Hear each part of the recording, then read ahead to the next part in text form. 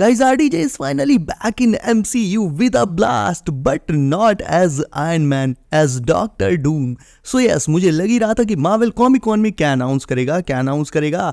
अब भले ही blade, Spiderman 4 और ऐसी एंटिसिपेटेड मूवीज पर कोई बिग अपडेट्स ना आई हो, बट कोई टेंशन नहीं यार, बिकॉज मार्वल ने एंड में हमें बिगेस्ट सरप्राइज दे दिया है जो इन सारी मूवीज से भी बढ़कर है। भाई, RDJ is officially back as Doctor Doom.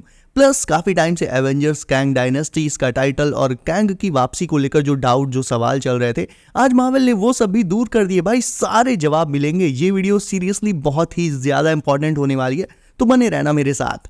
अब मैं आपका टाइम कतई वेस्ट नहीं करूंगा, बस इस वीडियो पर लाइक तो बनता है भाई, और be sure to subscribe if Marvel की सारी अपडेट्स सबसे पहले चाहिए। सैन डिएगो कॉमिक कॉन में मार्वल का पैनल शुरू होता है। केविन फाइगी आए, MCU के बारे में काफी कुछ बताया, उन्होंने MCU के अचीवमेंट्स के बारे में बताया। इस पैनल में मेन फोकस उनका पहले तो 3 मूवीज पर था, जिसमें से पहली थी captain America brave new world. अब क्योंकि ये सैम विल्सन की पहली सोलो मूवी है जिसमें उसे बहुत बड़ी जिम्मेदारी को फुलफिल करना है एज कैप्टन अमेरिका, सो उसे काफी कुछ प्रूव करना रहेगा इस मूवी में। नाउ कॉमिक कॉन में एंथोनी मैकी आए, टॉम हॉलैंड की मौज ली। इसके अलावा ब्रेव न्यू वर्ल्ड की बाकी की कास्ट भी कॉमिक कॉन में मौजूद थी, स्पेशली हमारे रेड हल्क हैरिसन फोर्ड साहब। इन्होंने थंडरबोल्ट रॉस के कैरेक्टर पर काफी बात करी और फाइनली इन्होंने हल्क वाला पोज भी दिया स्टेज पर। भाई, सीरियसली बहुत मजा आया देखकर। उसके बाद वो मूवी जिसके लिए मैं तो एक्साइटेड नहीं हूं, आप हो या नहीं ये मुझे कमेंट करके जरूर बताना। स्टेज पर आता है रेड गार्डियन, जिसने थोड़ा सा अपग्रेडेड सूट पहना हुआ है, मतलब लास्ट उसने जो ब्लैक विडो में सूट पहना था उससे एक अपग्रेडेड सूट पहना हुआ था। मैं बात कर रहा हूं यहाँ पर थंडरबोल्ट्स मूवी की। तो थंडरबोल्ट्स की बाकी की कास्ट भी स्टेज पर मौजूद थी, लाइक हमारा winter soldier and US agent वगैरह।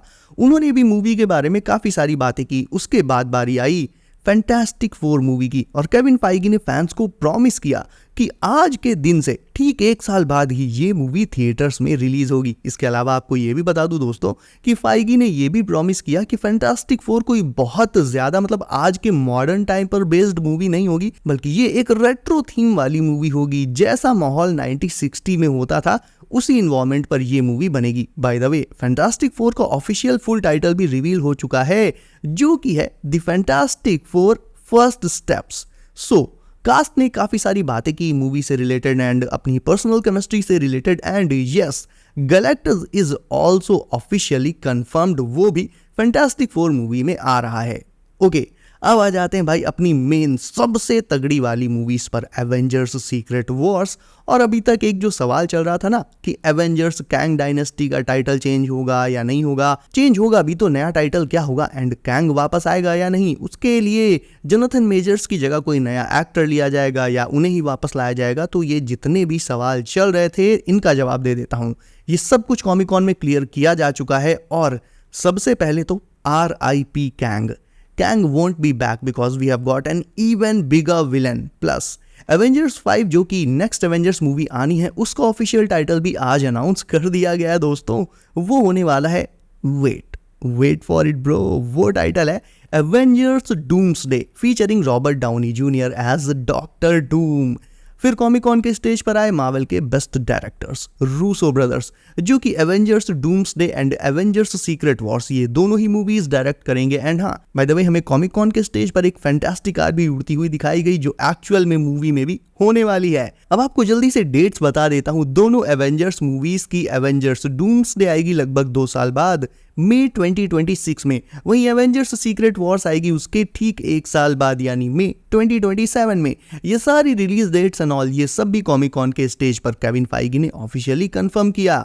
लेकिन सबसे मजेदार पार्ट तो अभी बाकी था यार। जब सबको लगा कि पैनल खत्म हो गया, तभी एवेंजर्स डूम्सडे के टाइटल अनाउंसमेंट के बाद स्टेज पर बहुत सारे डॉक्टर डूम्स आकर खड़े हो जाते हैं, और फिर रूसो ब्रदर्स बोलते हैं कि हमें डॉक्टर डूम, जो कि मार्वल के सबसे बड़े एंड सबसे आइकॉनिक विलन्स में से एक है, इसे प्ले करने के लिए वर्ल्ड का बेस्ट एक्टर चाहिए था। पब्लिक लगती है चिल्लाने, और एक अंदाजा तो भाई मुझे भी हो ही गया था क्योंकि RDJ ने अभी रिसेंटली ऑस्कर जीता था।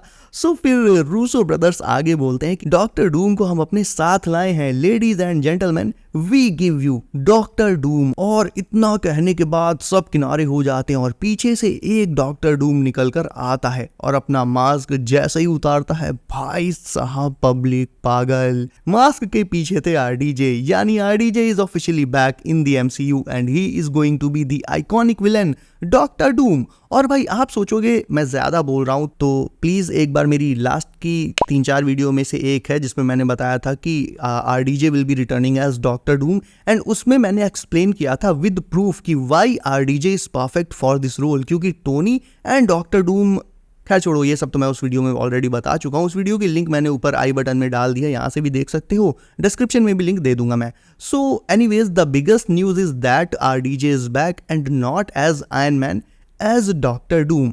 अब इसका मतलब आयरन मैन कभी वापस नहीं आएगा क्या, या आ सकता है, हु नोज यार। अभी फिलहाल इस टॉपिक पर कुछ कहना थोड़ी सी जल्दबाजी होगी। अभी आप सिर्फ इस न्यूज को एंजॉय करो कि आरडीजे इज बैक, एंड भाई डॉक्टर डूम के कॉस्ट्यूम में वो क्या ही लग रहे थे, लिटरली मतलब नेक्स्ट लेवल यार, नेक्स्ट लेवल।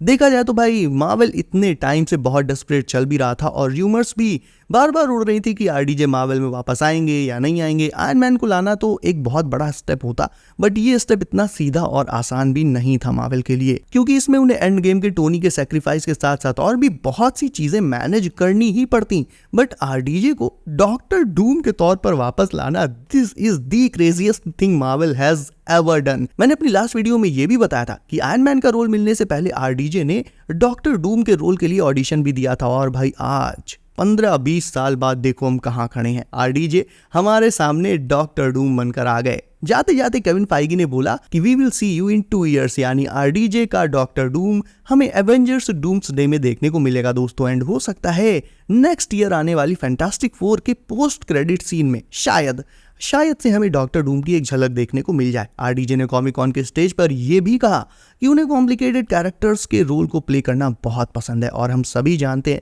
कि डॉक्टर डूम एक नंबर का सन की विलन है। अगर आपको इसके बारे में बहुत सारी इंटरेस्टिंग चीजें जाननी है और कैसे डूम एंड टोनी की पर्सनैलिटी में काफी सारी चीजें मैच करती हैं, ये सब जानना है, तो वही मेरी last RDJ as Doctor Doom वाली वीडियो चेकआउट कर सकते हो आप। सो फाइनली आज कॉमिक कॉन में मार्वल ने बहुत बड़ा खेला कर दिया एंड फैंस को वो दिया जो वो चाहते थे। इतना तो तय है कि भाई आरडीजे को बहुत बड़ा अमाउंट पे किया होगा मार्वल ने, और देखा जाए तो ठीक है यार, आयरन मैन का तो अभी कुछ कहा नहीं जा सकता। और देखो कोई बड़ी बात नहीं है कि आरडीजे का डबल रोल हो जाए, doctor Doom versus iron man हो जाए। इस पॉइंट पर मार्वल हमारी सोच से भी ज्यादा क्रेजी होता जा रहा है। हाँ, ऐसा भी हो सकता है कि वो कॉमिक्स वाली स्टोरी लाइन अडेप्ट करे जिसमें iron man doctor Doom, anyways उस पर मैं एक सेपरेट वीडियो बना दूंगा। लेकिन भाई पहले तो डेडपूल एंड वुल्वरीन, उसके बाद आज आरडीजे का रिटर्न। भाई साहब मार्वल की पहले वाली हाइप अब वापस आ चुकी है, अब मजा आएगा। सो गाइज ये तो एक शुरुआती न्यूज थी, अभी तो कवर करने को बहुत सारे टॉपिक्स हैं, बहुत सारी सरप्राइजिंग एंड मजेदार अपडेट्स हैं जिन पर वीडियो आने वाली है। सो इस वीडियो को अगर आपने अभी तक लाइक नहीं किया है तो इसे भी अभी लाइक करके चैनल को कर लीजिए सब, एंड नोटिफिकेशंस कॉल पर डालना बिल्कुल मत भूलिएगा ताकि आने वाली मार्वल अपडेट्स सबसे पहले आपको मिल जाए। सो गाइज बी सेफ, अपना ख्याल रखिए आप। मेरा नाम है Himanshu and I will see you in next one.